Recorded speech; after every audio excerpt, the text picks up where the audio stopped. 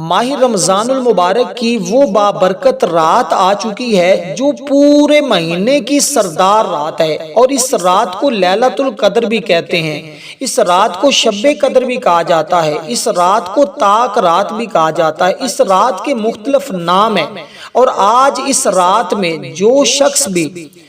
4 رکعت نماز نفل اس طرح ادا کرے کہ اس کے بعد اللہ الصمد کا ورد کرے، وہ اللہ تعالیٰ کا لاڈلا بن جاتا ہے، دوست بن جاتا ہے، اللہ اس کو اپنی معرفت عطا فرماتا ہے۔ جب وہ اللہ کا محبوب، اللہ کا دوست بنتا ہے، اللہ کا ولی بنتا ہے، تو پھر اللہ تعالیٰ اس کو پورا سال لاکھوں نہیں، کروڑوں نہیں، اربوں اپنے خزانے سے عطا فرماتا ہے۔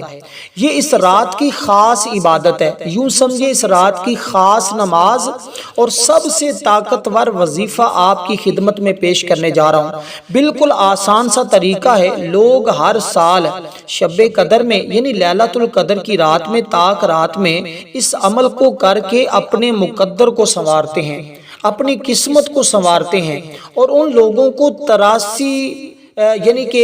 1000 مہینے کی عبادت کا ثواب اللہ تعالیٰ عطا فرماتا ہے۔ اور یہ 1000 مہینے کتنے بنتے ہیں؟ یہ 83 سال تقریباً بنتے ہیں، اور اتنا اللہ تعالیٰ اس بندے کو اجر و ثواب عطا فرماتا ہے جو بندہ بھی اس رات میں یہ نوافل ادا کرتا ہے اور یہ عمل کرتا ہے، کیونکہ اس کے ساتھ جبریل امین آ کر مصافحہ کرتے ہیں، فرشتے آ کر اس کے لیے مصافحہ کرتے ہیں، اور اللہ تعالیٰ پوری ایک جماعت فرشتوں کی اس رات میں زمین پر بھیجتا ہے، اور وہ جس بندے کو اللہ کی عبادت کرتے ہوئے دیکھتے ہیں، اللہ الصمد اللہ الصمد اللہ الصمد کا ورد کرتے ہوئے دیکھتے ہیں، تو وہ اس بندے کے ساتھ مصافحہ بھی کرتے ہیں اور اس کے لیے اللہ کی بارگاہ میں دعا بھی کرتے ہیں۔ اب وہ لوگ کتنے خوش نصیب ہوں گے، وہ لوگ کتنے ہی مقدر والے ہوں گے جو اس شب قدر میں یعنی لیلۃ القدر کی رات میں یہ 4 رکعت نماز نفل ادا کر کے اللہ الصمد کا ورد کریں گے۔ اب ذرا ان نوافل کے پڑھنے کا طریقہ سمجھ لیں، پھر اس کے بعد میں آپ کو یہ عمل بتاتا ہوں۔ یہ عمل جو اللہ الصمد کا ہے، یہ اللہ الصمد کی اسم مبارک کو عام نہ سمجھا جائے، اس کے بارے میں اللہ والوں کا کہنا ہے کہ یہ دولت کی کنجی ہے، اور یہ اس رات میں جس شخص کے ہاتھ میں لگ جاتا ہے نا، وہ دنیا کا امیر ترین شخص ہو جاتا ہے، یعنی اس کو اللہ اتنا مالدار کر دیتا ہے کہ وہ کسی کا محتاج نہیں ہوتا۔ اس مالداری سے مراد یہ ہوتا ہے کہ پھر اللہ تعالیٰ اس کو تھوڑی محنت پر بھی زیادہ رزق عطا کرتا ہے، اور اللہ تعالیٰ ہمیشہ اس کے گھر کو، اس کی جیب کو مال و دولت سے بھرا ہوا رکھتا ہے، کبھی خالی نہیں ہوتا۔ اب سب سے پہلے ذرا سمجھیے گا، یہ ماہ رمضان المبارک کی شب قدر جس کے بارے میں حضرت سیدنا مالک بن انس بیان کرتے ہیں، رسول پاک صلی اللہ علیہ وسلم کی بارگاہ میں ساری مخلوق کی عمریں دکھائی گئی۔ آپ نے اپنی امت کی عمر جب سب سے چھوٹی پائی تو غمگین ہوئے، میری امتی اپنی کم عمری کی وجہ سے پہلی امتوں کے جتنے نیک اعمال نہیں کر سکیں گے، چنانچہ اللہ تعالیٰ نے نبی پاک صلی اللہ علیہ وسلم کو یہ رات عطا فرمائی جو دیگر امتوں کے 1000 مہینوں سے بہتر ہے۔ تو اس کے بارے میں رسول پاک صلی اللہ علیہ وسلم کا فرمان موجود ہے، جو شخص شب قدر میں ایمان اور اخلاص کے ساتھ عبادت کرتا ہے، اللہ اس کے سابقہ گناہوں کو معاف فرما دیتا ہے۔ دیکھیں، رمضان میں روزوں کی برکت سے گناہ صغیرہ معاف ہوتے ہیں، تراویح کی برکت سے گناہ کبیرہ معاف ہو جاتے ہیں، اور شب قدر کی عبادت کی برکت سے اللہ اس کے درجے بلند فرما دیتا ہے۔ اس لیے اس رات کو ہرگز ضائع نہیں کرنا چاہیے، غفلت میں نہیں گزارنا چاہیے، سستی میں نہیں گزارنا چاہیے۔ جیسے جس شخص نے ابھی تک ماہ رمضان کا پہلا عشرہ غفلت میں گزار دیا ہے، دوسرا بھی غفلت میں گزار دیا ہے، پھر دوسرے عشرے کی کچھ راتیں، تاک راتیں گزر چکی، وہ بھی غفلت میں گزر گئی، تو پھر اب خدا را یہ جو راتیں بچ گئی ہیں ان کو غفلت میں نہ گزاریں۔ کسی ایک رات میں اگر یہ عمل کر لیتے ہیں، یعنی آج کی رات میں اگر آپ شب قدر کی رات میں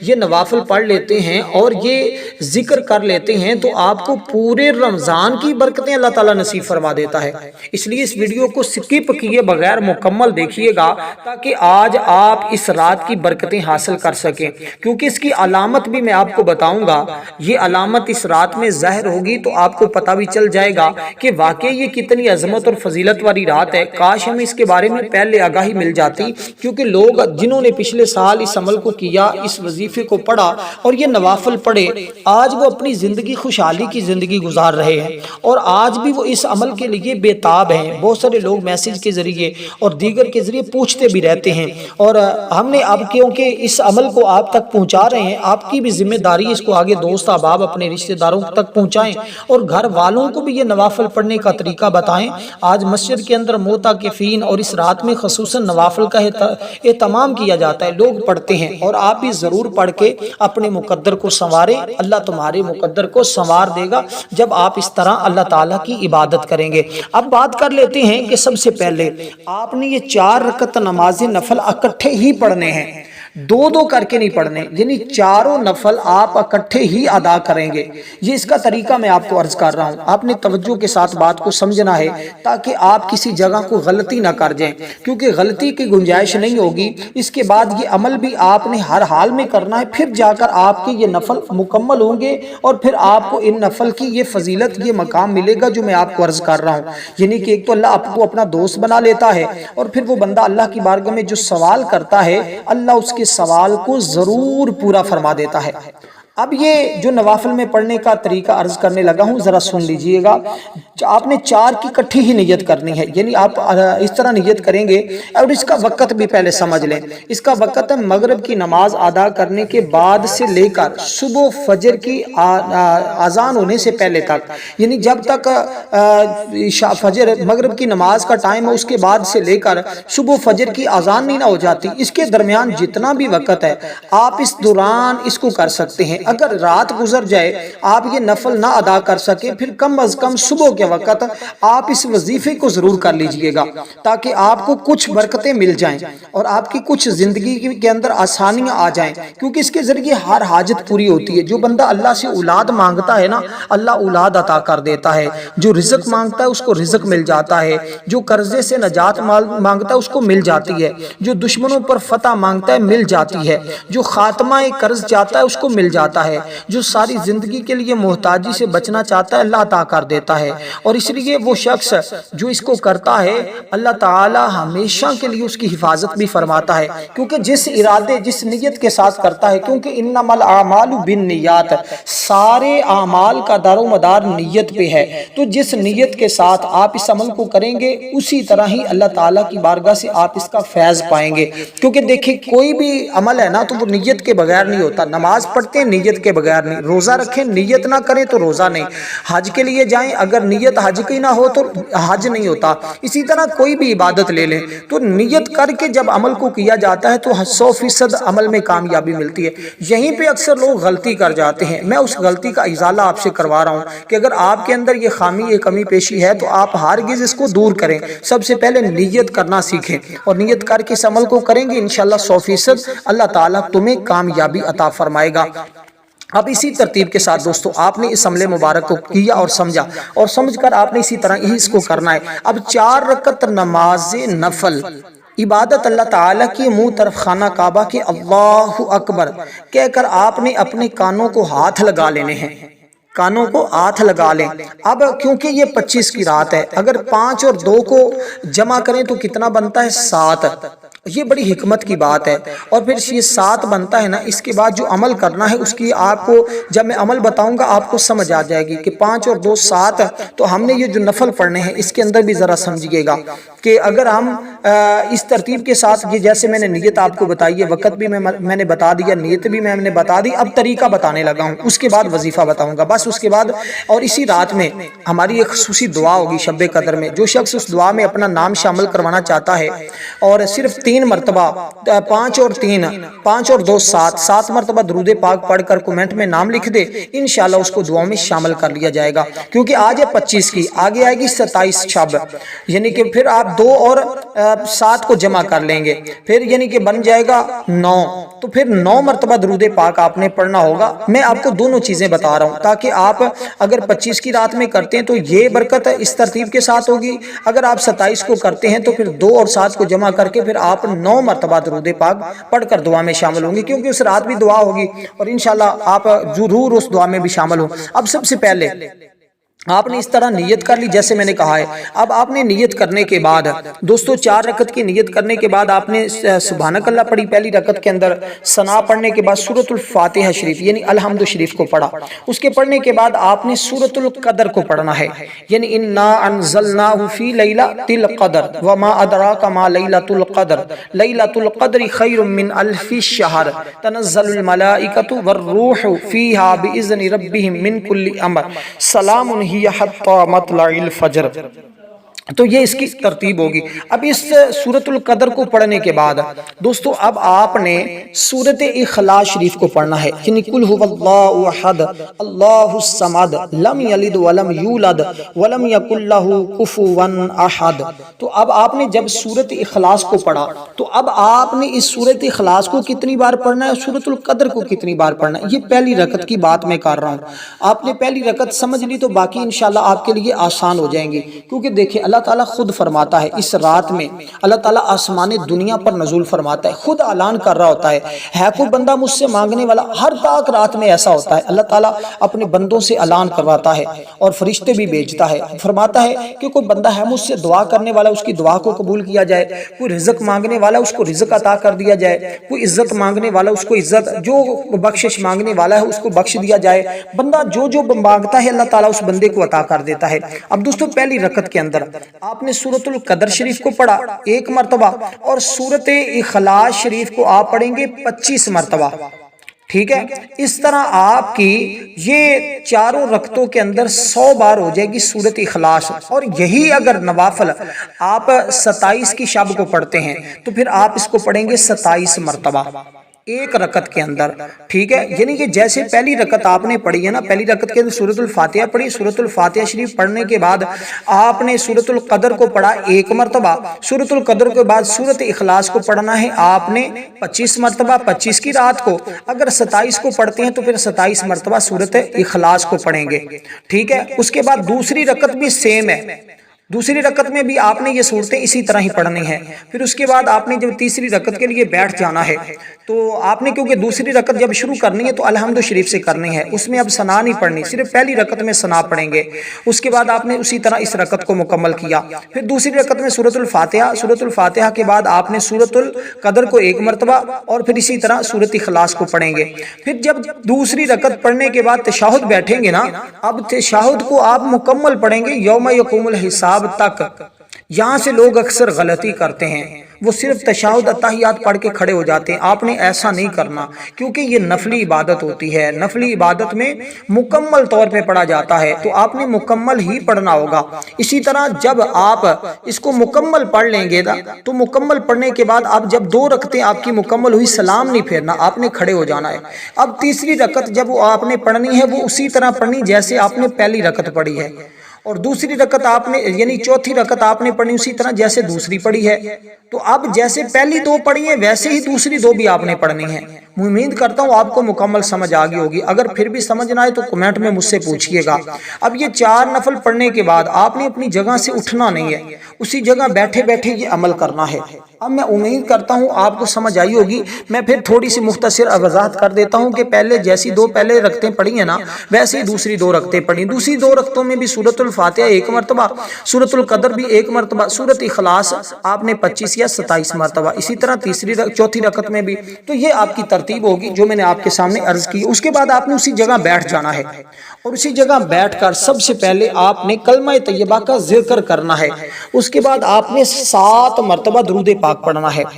7 مرتبہ پڑھیں گے درود پاک، اور اس کے بعد آپ پڑھیں گے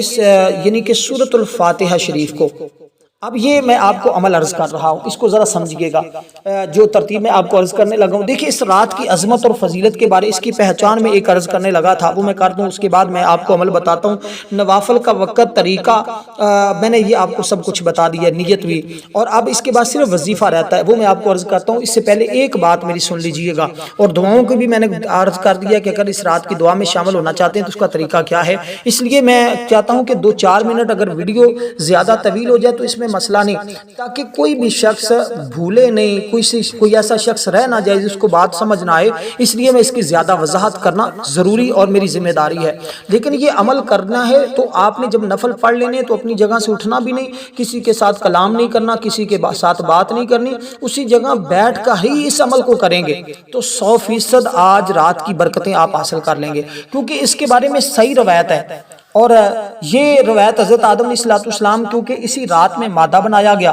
اور اسی مبارک رات میں جس میں دریائے شورا کا پانی کڑوا میٹھا ہو جاتا تھا۔ صحیح روایت ہے حضرت عثمان ابن ابی العاص رضی اللہ تعالیٰ عنہ کے ایک غلام نے جو کئی سال ملا رہا، کشتی چلاتا تھا، آپ کو بتلایا تو میں نے دریا میں ایک عجیب بات دیکھی ہے جس سے عقل حیران ہے۔ وہ عجیب بات یہ ہے کہ سال میں ایک ایسی رات آتی ہے کہ جس میں دریائے شورا کا پانی میٹھا ہو جاتا ہے۔ حضرت عثمان ابی العاص رضی اللہ تعالیٰ عنہ سے فرمایا کہ جس وقت وہ رات ہے مجھے ضرور اطلاع دینا تاکہ میں معلوم کروں وہ کون سی رات ہے۔ جب 27ویں رات رمضان المبارک کی 25ویں رات یعنی کہ طاق رات جب آئی نا ماہ رمضان المبارک کی، بعض نے کہا 25 کی رات ہے، بعض نے 27 کا ذکر کیا، تو انہوں نے کہا کہ اپنے غلام کو، اس کے غلام نے بتایا اپنے آقا کو کہ یہ وہ رات ہے جس میں دریائے شورا کا پانی میٹھا ہو جاتا ہے۔ تو انہوں نے کہا یہ تو لیلۃ القدر کی رات ہے، یہ تو شب قدر کی رات ہے۔ تو پھر اس میں انہوں نے عبادتیں شروع کی، پہلے بھی وہ تو عبادت گزار تھے، لیکن پھر انہوں نے بتایا کہ واقعی حقیقت، اور آقا علیہ السلام بھی ماہ رمضان المبارک کے اس ماہ مبارکہ کے آخری عشرے میں اعتکاف فرماتے تھے اور اس رات کی تلاش کرتے اور امت کے لیے آسانی پیدا فرمائی کہ یہ رات آخری طاق راتوں میں ہوتی ہے۔ تو آپ یہ 25 کی رات آج رات بھی لیلۃ القدر کی ہو سکتی ہے اور 27 کی بھی لیلۃ القدر کی ہو سکتی، تو طاق رات کی ویسی بڑی فضیلت ہے۔ تو آپ یہ نوافل آج کی رات پڑھیں یا 27 کی شب پڑھیں یا 29 کی شب پڑھیں، لیکن 27 اور 25 کے پڑھنا یہ سب سے زیادہ افضل ہے۔ اس کے بارے میں بہت زیادہ روایات ملتی ہیں، تو آپ پڑھیں گے تو انشاءاللہ آپ کو برکتیں نصیب ہوں گی، کیونکہ اس کے بارے میں اللہ تعالیٰ نے پوری قرآن کی ایک سورت کا نزول فرمایا۔ نبی علیہ السلام نے پہلی امتوں کی عمریں جب ملاحظہ فرمائی نا لمبی لمبی تھی، اپنی امت کی عمریں تو بہت کم دیکھی، تو 60 سال کسی کی 70 سال کے درمیان خیال آیا کہ میری امت نیک اعمال میں پہلی امتوں کے برابر تو نہیں ہو سکتی۔ چہرہ اقدس پر رنج کے آثار نمودار ہوئے، تو رب کریم نے اپنے محبوب کے رنج کو، پریشانی کو دور کرنے کے لیے، دل کو تسلی دینے کی خاطر سورت کا نزول فرمایا، کیونکہ تیری امت کو شب قدر عنایت کی گئی ہے، اگر وہ صرف اس ایک رات میں میری عبادت کریں گے تو 1000 مہینوں کی عبادت سے ان کو بہتر عبادت کا ثواب عطا کیا جائے گا۔ محدث دہلوی نے دوسری شان یہ بیان کی کہ بنی اسرائیل کے ایک شخص جس کا نام شمعون تھا، وہ 1000 ماہ عبادت الہی میں مشغول رہا، ہر روز روزہ دن کو رکھتا اور روزے کی حالت میں کفار سے جہاد بھی کرتا، ساری رات نماز پڑھتے ہوئے گزار دیتا۔ اس وقت صحابہ کرام نے جب اس کی بات کو سنا، آقا علیہ السلام سے یہ بات سنی،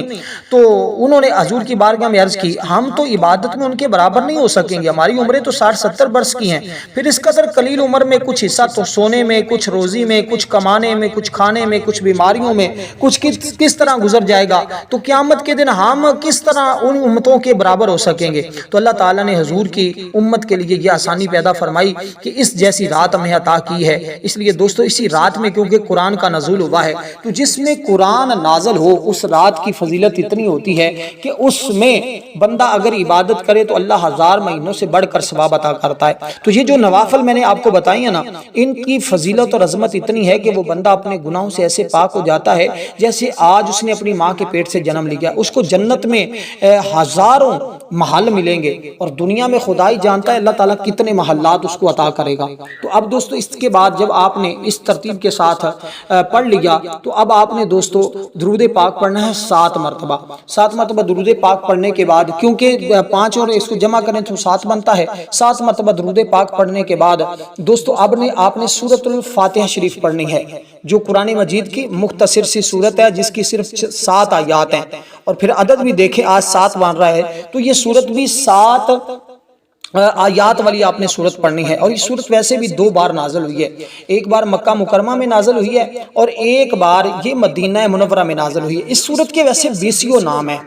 یہ سورت اتنی عظمت والی ہے کہ جس دن یہ نازل ہوئی تو حضور نے فرمایا اس جیسی سورت اس سے پہلے اللہ تعالیٰ نے نازل نہیں فرمائی، یہ خاص میری امت کو اللہ تعالیٰ نے یہ سورت عطا کی ہے، اور اس سورت کی برکت اور فضیلت احادیث مبارکہ میں بہت زیادہ آئی ہے۔ اب اس سورہ مبارکہ کو آپ نے کیسے پڑھنا ہے؟ آپ پڑھیں گے بسم اللہ الرحمن الرحیم الحمدللہ رب العالمین الرحمن الرحیم مالک یوم الدین ایاک نعبد و ایاک نستعین اہدنا الصراط المستقیم صراط الذین انعمت علیہم غیر المغضوب علیہم ولا الضالین آمین۔ اس طرح آپ نے اس سورہ مبارکہ کو پڑھنا ہے، یعنی ہر بار بسم اللہ بھی پڑھتے جائیں گے اور لفظ آمین کو بھی آپ پڑھتے جائیں گے۔ اور جب لفظ آمین پڑھیں گے تو جو بندہ بھی پڑھتا ہے نا لفظ آمین، اللہ تعالیٰ اس کے لیے 4 فرشتے مقرر فرما دیتا ہے جو اس بندے کے لیے بخشش کی دعا کرتے رہتے ہیں۔ تو وہ شخص آج کتنا خوش نصیب ہوگا جس کے لیے اللہ کے نوری ملائکہ، اللہ کے فرشتے دعا کریں گے۔ اور پھر یہ صورت وہ صورت ہے کہ جب نازل ہوئی نا